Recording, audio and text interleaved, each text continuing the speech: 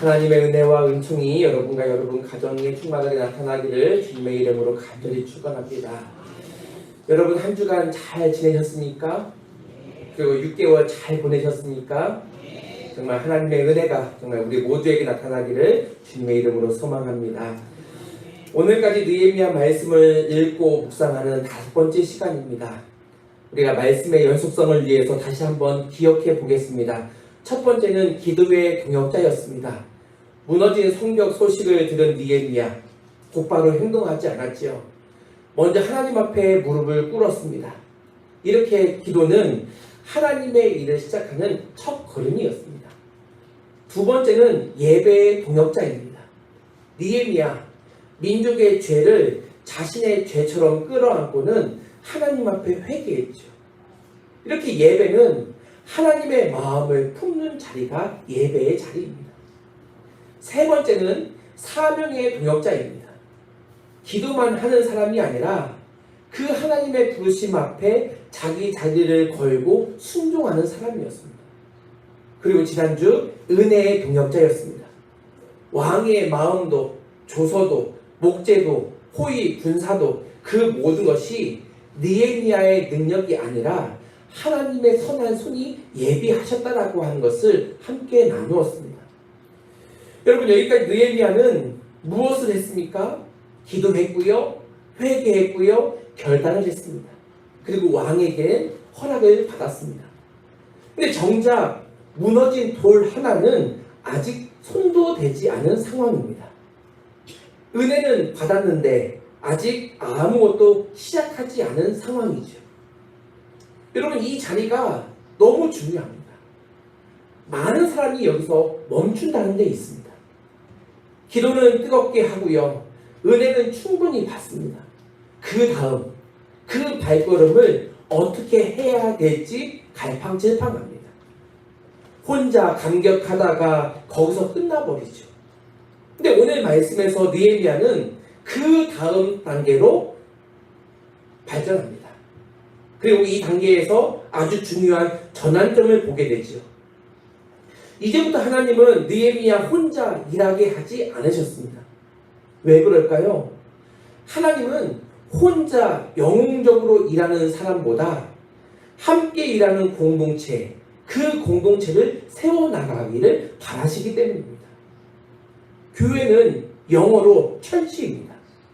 근데 교회는 여러 차례 여러분들에게 말씀드렸다시피 건물을 가리키는 게 아닙니다. 교회는 함께 부름받은 사람들의 공동체, 예수님을 주로 고백하며 함께 모이는 공동체가 교회입니다.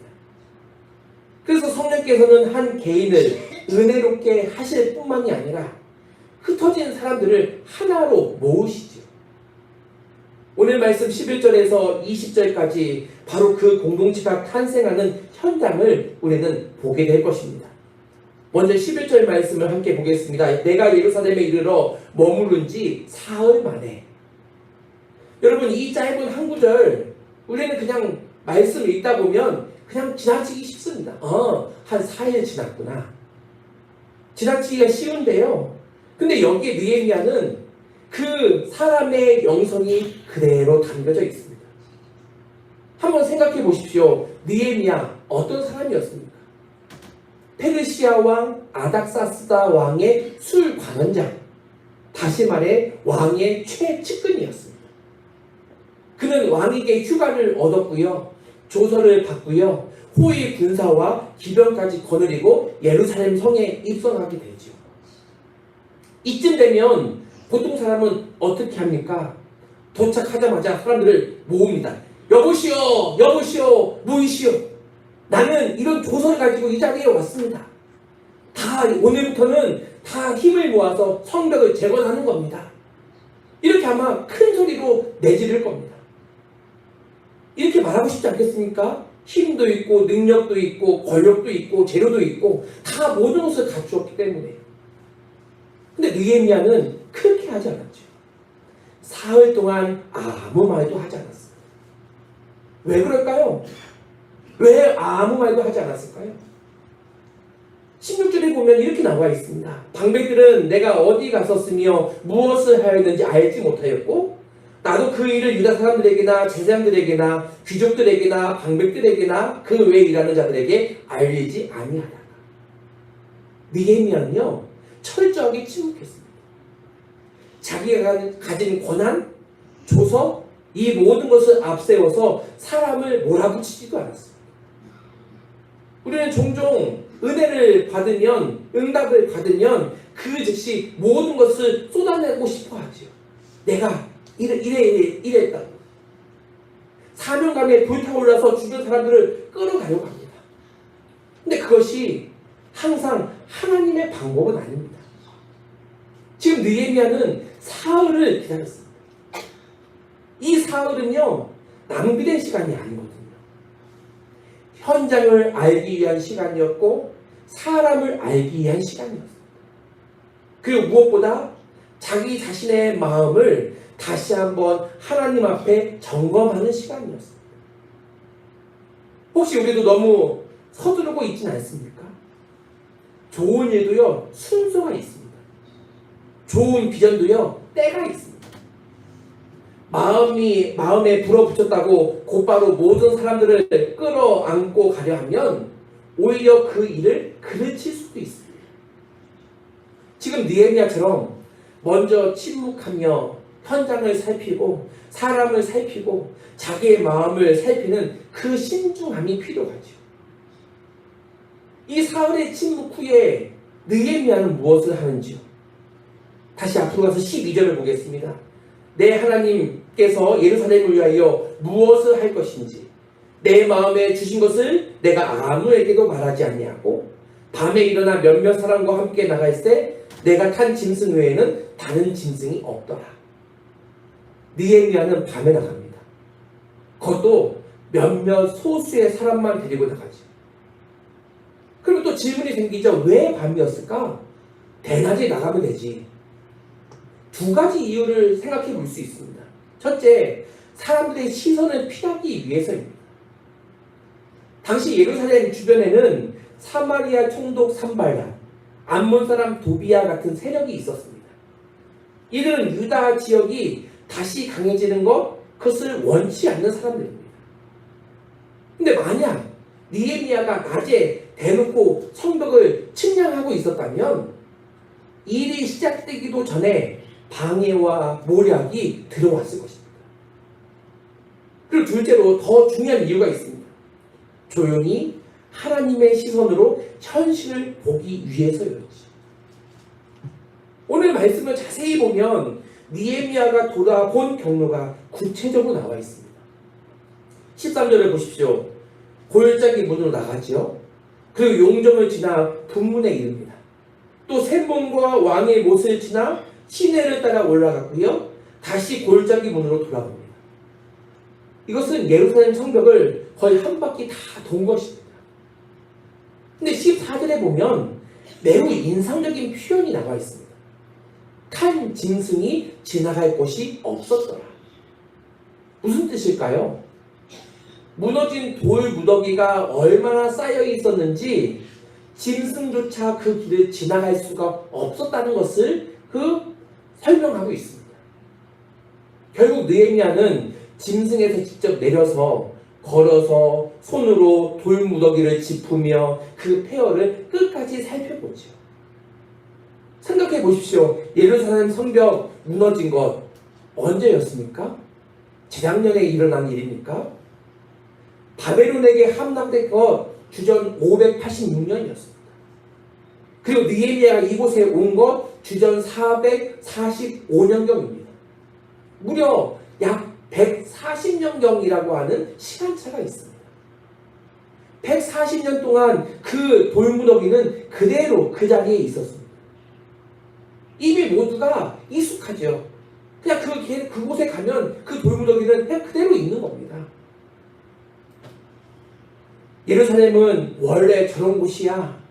이렇게 받아들이고 살아온 세월이 140년입니다. 근데 느헤미야 그 익숙한 폐허 앞에 익숙해지지 않았습니다. 짐승도 지나가지 못하는 그 돌무더기를 자기 발로 직접 밟으며 하나하나 살펴보았습니다. 여기서 우리는 리더의 매우 중요한 모습을 발견합니다. 비전은요, 현실을 모르는 낙관주의자가 아닙니다. 오히려 비전을 품은 사람은 현실을 가장 정확하게 보는 사람이죠. 그냥 막연히 에이, 다 잘 될 거야. 그냥 잘 될 거니까 그냥 신경 쓰지 말고 그냥 가면 돼. 이렇게 말하는 사람이 아니라 무너진 곳이 어디인지, 얼마나 무너졌는지, 또 어떤 어려움이 그곳에 있는지 정확하게 파악하는 사람이죠. 성벽은요, 무너졌습니다. 문은 불탔습니다. 돌무더기만 남아서 짐승조차 지나가지 못하는 길입니다. 하지만 느헤미야는 그것을 외면하지 않았습니다. 밤이 깊도록 한 바퀴를 다 돌 때까지 그 현실을 끝까지 마주하며 그것을 살폈습니다. 오늘 우리의 현실도 마찬가지입니다. 가정 보십시오. 무너진 곳이 있습니다. 우리의 신앙 무너진 곳이 있습니다. 우리 교회도 완전하지 않습니다.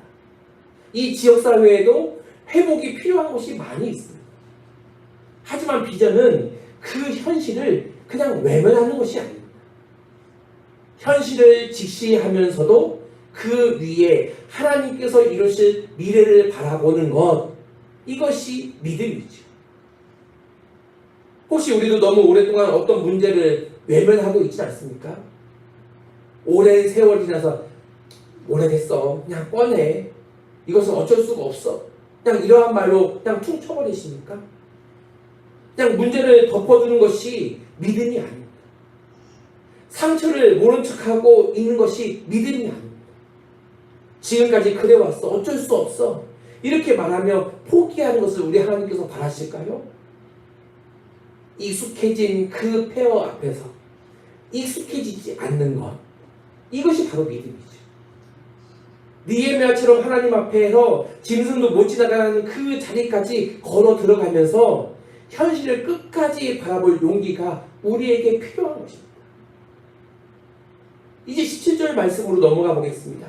사흘의 침묵과 밤의 답사를 마친 느헤미야가 드디어 백성들 앞에 섰습니다. 그가 백성들에게 처음 한 말이 무엇일까요? 17절에 보시면 우리가 당한 공경은 너희도 보는 바라. 예루살렘이 황폐하고 성문이 불탔으니 자, 예루살렘 성을 건축하여 다시는 수치를 당하지 말자. 근데 만약 느헤미야가 여기까지만 말했다면, 17절까지만 말했다면 어떻게 되었을까요? 사람들은 이렇게 반응했을 것입니다. 여보시오, 우리라고 그러고 싶지 않겠어? 이게 한두에 있는 일입니까? 우리 조상 대대로 그냥 계속 이렇게 흘러내려온 일들입니다. 140년째 이 모양 이 꼴인데 그동안 시도한 사람이 없었겠습니까? 다 안 됐습니다. 그러니 입 다물고 가만히 있으시오. 이런 이야기들도 여러 군데서 나왔겠죠.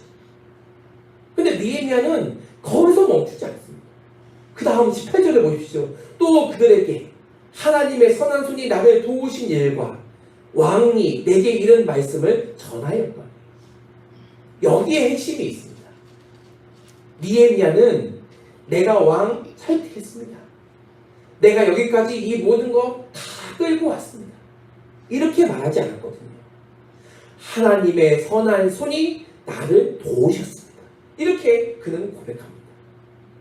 선한 손, 이 표현은요, 느헤미야 전체에서 여러 번 반복되어지는 표현입니다. 우리가 지난주 살펴보았던 2장 8절에서도 그리고 오늘 본문에서도 같은 표현이 나오죠. 이것은 단순히 내가 운이 좋아서 술관원장이 되었고, 운이 좋아서 조서를 받게 되었고, 운이 좋아서 목재를 얻었고, 운이 좋아서 기병과 호위대를, 이 모든 것을 다 내가 얻어서 이 자리까지 왔습니다 라고 말한 것이 아닙니다. 그는 하나님께서 이 모든 일들을 다 직접 개입하셔서 보이지 않는 손길로 이 모든 상황을 예비하셨습니다 라고 하는 신앙의 고백이죠. 우리가 지난주 말씀에서 우리가 함께 나누었던 것이 바로 이것입니다. 왕의 마음을 움직인 것도, 조서를 내리신 것도, 목재를 예비하신 것도, 호위 군사를 보내주신 것도 전부 느헤미야의 능력이 아니라 하나님의 선한 손이었다. 근데 오늘 말씀에서도 우리는 그 은혜의 간증이 어떤 힘을 가지는지를 보게 되죠. 은혜를 경험한 사람만이 진짜 비전을 전할 수 있습니다.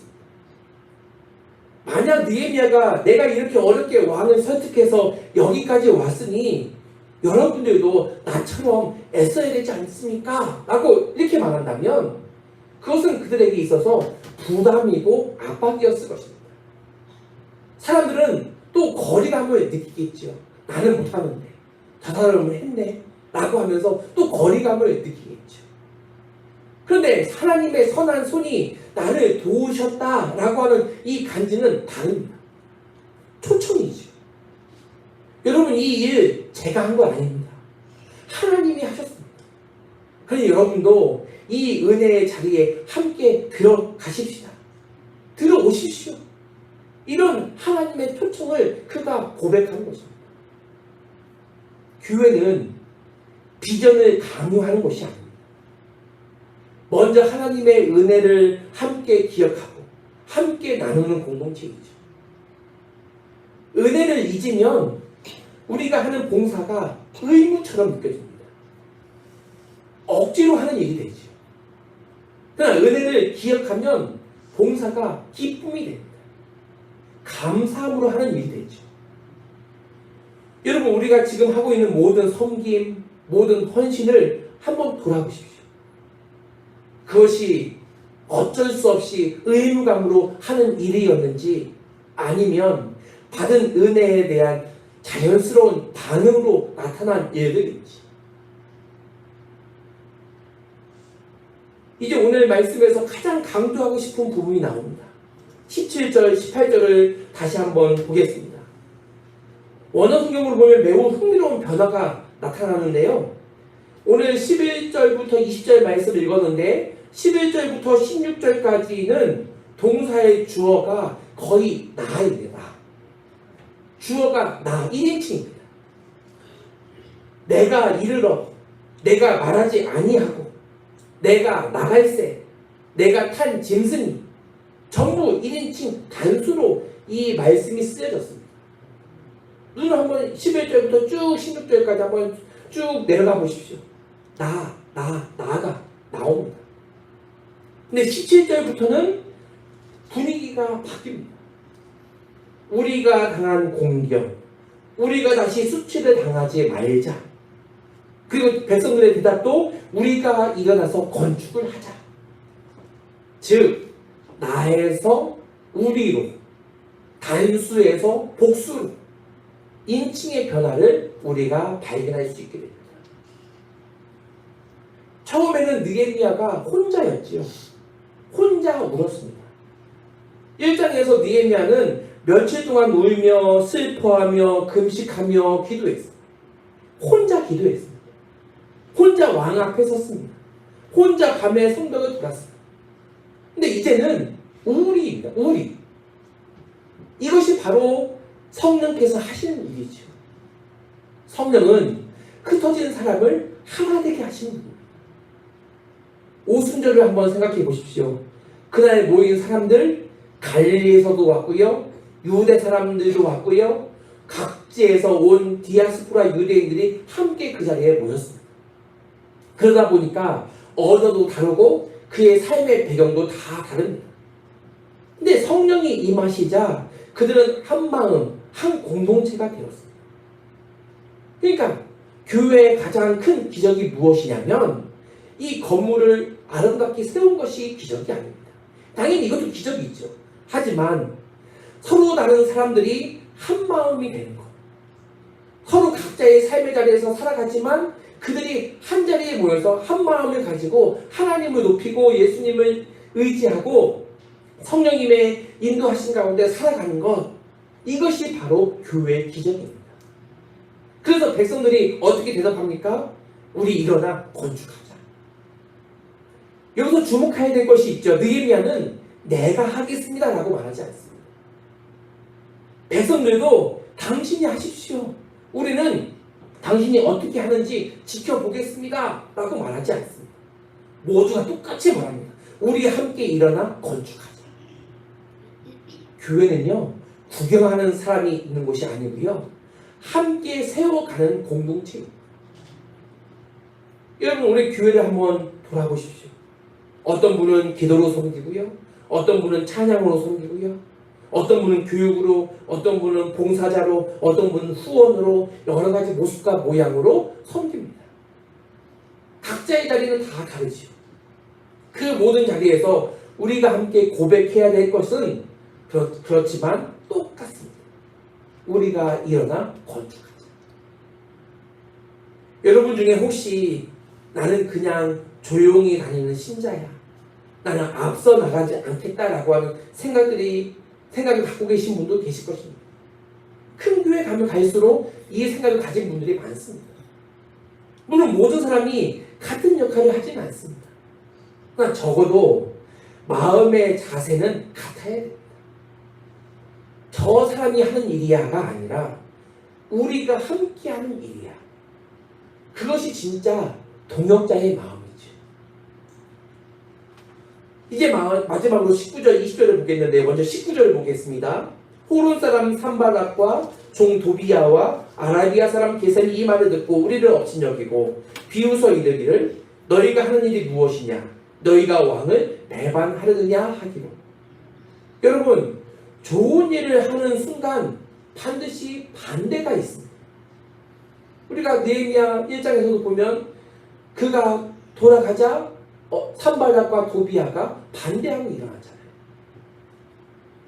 반드시 반대가 옵니다. 이것은 예외가 없습니다. 거의 원칙입니다.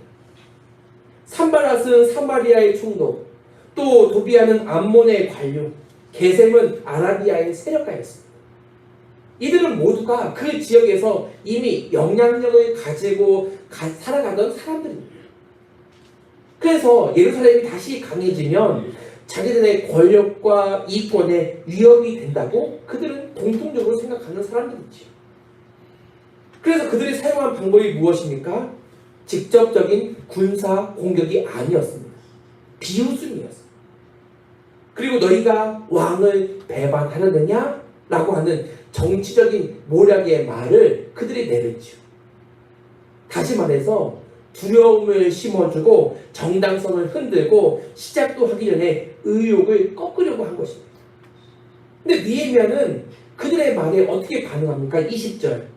내가 그들에게 대답하여 이르기를 하늘의 하나님이 우리를 형통하게 하시리니 그의 종들인 우리가 일어나 건축하려니와 오직 너희는 예루살렘에서 아무 기업도 없고 권리도 없고 기억되는 바도 없다 하였느니라.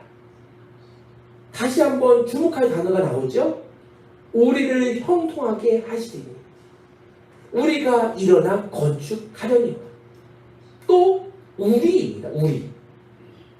느헤미야는 혼자 그 비웃음에 맞서지 않았습니다. 내가 형통할 것이다 라가 아니라 우리가 형통할 것입니다 라고 말합니다.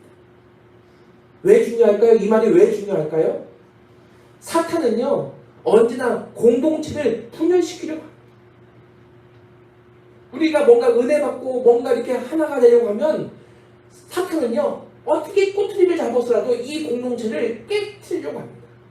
이것 때문에 삐지고 저것 때문에 속상하고 해서 다시 이 공동체가 하나가 되지 못하게 만들죠. 그러면서 야, 너 혼자 해. 다른 사람은 이거 안 하냐? 왜 너만 그렇게 희생하냐? 여러 가지 말로 우리를 속을 비틀어내죠. 이런 생각을 집어넣어서 함께 가는 그 사람들을 고립시키고 흔들어 버립니다. 근데 성령은 정반대로 말씀하십니다. 야, 우리 함께 가자. 함께 세우자. 함께 기도하자. 이렇게 비전은요, 혼자 꾸는 꿈이 아닙니다. 하나님께서 공동체에 주시는 꿈이지.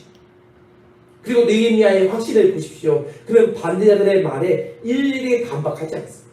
논쟁하지도 않고요. 다만 한 가지를 분명하게 했습니다. 하늘의 하나님이 우리를 형통하게 하시리라. 그리고 너희는 여기에 아무 몫도 권리도 기업될 자리도 없다. 이것은 오만이 아닙니다. 하나님이 시작하신 일에 대한 분명한 확신이죠. 그러므로 우리가 어떤 선한 일을 시작할 때에 반드시 비웃는 소리, 안 될 거라는 소리, 의욕을 꺾는 소리가 들려올 것입니다. 그때 에이 그렇지, 또 방해하는구나, 또 사탄이 이것도 싫어하는 일이구나, 이렇게 생각하십시오. 그리고 하나님 앞에 더욱 기도하며 나아가십시오. 우리에게 필요한 것은 논쟁이 아닙니다. 하나님이 우리를 형통하게 하시리라고 하는 분명한 확신입니다. 그리고 그 확신은 혼자 붙잡는 것이 아니라 공동체가 함께 붙잡는 것이죠. 여러분, 느헤미야는 예루살렘에 와서 제일 먼저 돌을 쌓지 않았고요, 사람의 마음을 먼저 세웠습니다. 성벽보다도 먼저 공동체를 세웠습니다. 사흘을 침묵하며 기다렸습니다. 밤새도록 폐허를 끝까지 살펴보았습니다. 자기 공로가 아니라 하나님의 선한 손을 증거했습니다. 나라는 말을 우리라고 하는 말로 바꾸었습니다. 그리고 비웃음 앞에서 우리가 형통하리라고 하는 확신을 함께 붙잡았습니다. 바로 이것이 하나님의 방법입니다. 오늘 우리 교회도 마찬가지입니다. 앞으로 하나님께서 우리 교회를 26년 동안 지켜주셨습니다. 이제 또 어떤 사역을 우리가 하게 될지, 어떤 계획을 세우게 될지, 우리는 먼저 사람을 세우는 일이 먼저여야 됩니다. 또 함께 기도하는 일이 먼저여야 됩니다. 먼저 하나님의 은혜를 함께 기억하는 일이 먼저 되어져야 됩니다. 그리고 함께 고백해야 되죠. 일어나 우리가 함께 건축하자. 그래서 우리가 지난주 5주 동안 우리가 함께 살펴보았던 동역자, 기도의 동역자, 예배의 동역자, 사명의 동역자, 은혜의 동역자, 그리고 오늘 비전의 동역자, 이 모든 것들이 함께 바라보며 우리라고 말하는 이 은혜 가운데 우리 모두가 함께 서기를 바랍니다. 그래서 우리 성은교회가 하나님의 일에 함께 동참하는 동역자로서 온전히 설 수 있기를 주님의 이름으로 간절히 축원합니다. 함께 기도하겠습니다. 은혜의 주 하나님, 느헤미야처럼 현실을 외면하지 않고 끝까지 살펴볼 수 있는 용기를 주시옵소서. 우리의 능력이 아니라 주님의 선한 손을 기억하며 그 은혜를 함께 나누는 공동체가 되게 하시고, 나라는 말, 내가라는 말 대신에 우리라고 하는 말로 살아가게 하시고, 어떤 비웃음과 반대 앞에서도 주님이 우리를 형통하게 하실 것, 이것을 믿고 함께 일어날 수 있도록 인도하여 주시옵소서. 우리 교회가 한 사람이 열심이 아니라 함께 세워나가는 거룩한 공동체가 되게 하여 주시옵소서. 예수님의 이름으로 축복하며 기도하옵나이다. 아멘.